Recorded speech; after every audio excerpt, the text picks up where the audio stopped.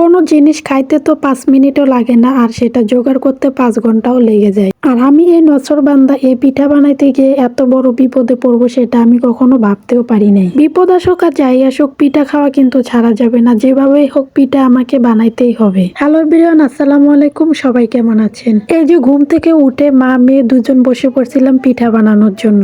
আগের দিন বিকেল বেলা আমরা চালের গুঁড়া করে নিয়ে আসছিলাম, আর এগুলো ছিল সিদ্ধ চালের গুঁড়া। তো মা আজকে সকালে গুলাইলো যে পিঠা বানানোর জন্য। এখন কোনোভাবেও পিঠা হইতেছে না। চালের গুঁড়াগুলো গোলানোর পর কোনোভাবেও আঠা ধরতেছে না, মানে ঝুরঝুরে হয়ে গেছে, কোনোভাবে আঠা ধরতেছে না। এখন বাধ্য হয়ে আবার শিলপাটাতে ডলতে হচ্ছে। মা বললো শিলপাটাতে যদি একটু বেটে নেই তাহলে নাকি আঠা ধরবে, যেহেতু সিদ্ধ চালের গুঁড়া এজন্য কিন্তু কোনোভাবে আঠা ধরতেছে না, একবারে ঝুরঝুরে হয়ে গেছে। খুব তাড়াতাড়ি বানাইতে চাইছিলাম, এই জন্য হয়তো কপালে এটা ছিল। এখন আবার শিলপাটাতে বেটে নিয়ে চলে আসলাম আবার পিঠা বানানোর জন্য। কিছুই করার নাই, বাধ্য হয়ে এক কাজ দুইবার করা হচ্ছে। এখন হাতে একটু তেল নিয়ে নিতেছি, যে বাটিটাতে আমরা পিঠা দিব ওইটাতে একটু তেল মাখিয়ে নিতেছি। আর এটা ছিল রাইস কুকারের একটা বাটি, এটাতে একটু তেল দিয়ে নিলে পিঠাটা খুব সহজে এটা থেকে নামাইতে পারবো, এজন্য একটু তেল দিয়ে নিলাম। সব বালা মুসিবত দূর করে এখন আবার পিঠা বানাইতে আসলাম। আবার আরেক অঘটন ঘটলো। এই চালের গুঁড়া মার হাতে মা গুলাইছিল। তো মা যখন গুলাইছিল তখন কিন্তু আমি মাকে বলছিলাম যে পানির পরিমাণটা একটু কম দিতে, তবুও কিন্তু মা একটু পানির পরিমাণ বেশি দিয়ে দিছে। এখন কোনোভাবেও আর পিঠা হইতেছে না। বাড়িতে একটু ময়দা ছিল, সেই ময়দাটুকু আবার চালের আটার সাথে মিশিয়ে সবগুলো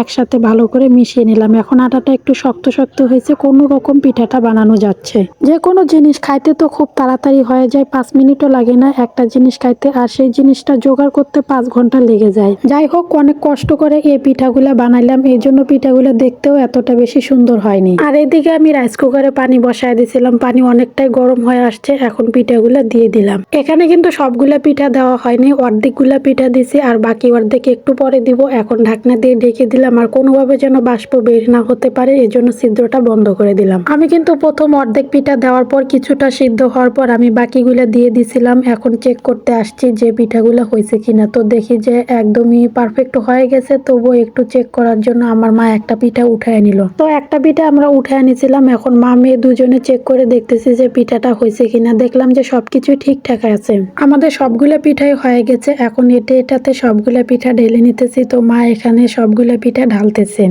এইবারে এই পিঠাগুলা বানাইতে কিন্তু আমাদের অনেকটাই ঝামেলা পোহাইতে হয়েছে, কোনোবারও কিন্তু এরকম হয় না। এই প্রথমবার এত পরিমাণে ঝামেলা পোহানোর পরও পিঠাটা বানাইলাম। এই পিঠাটাকে আমরা মেরা পিঠা বলে থাকি, অনেক জায়গায় অনেক পিঠা বলে থাকে। তো আপনারা কি বলেন কমেন্টে অবশ্যই জানাবেন। এটা কোনো রকম খরচ ছাড়া একবারে নর্মাল ভাবে বানানো যায়। আর এই পিঠাটা শুটকি ভর্তা দিয়ে খেতে কিন্তু অনেক মজা হয়। যেহেতু আমাদের বাড়িতে মা বাবা দুজনের ডায়াবেটিস, মিষ্টি জাতীয় একদমই নিষিদ্ধ, তাই এই পিঠাটাই বানানো হলো। যদি কাওয়া গোলানোটা নরম না হতো তাহলে কিন্তু পিঠাগুলো দেখতে বেশ সুন্দরই হইতো। একটু নরম হয়েছিল যার ফলে পিঠাগুলো সাইজ এরকম হয়ে গেছে। তো যাই হোক, আজকের ভিডিওটা এ পর্যন্তই। দেখা হচ্ছে নতুন কোনো ভিডিওতে। সবাই ভালো থাকবেন, সুস্থ থাকবেন। আল্লাহ হাফেজ।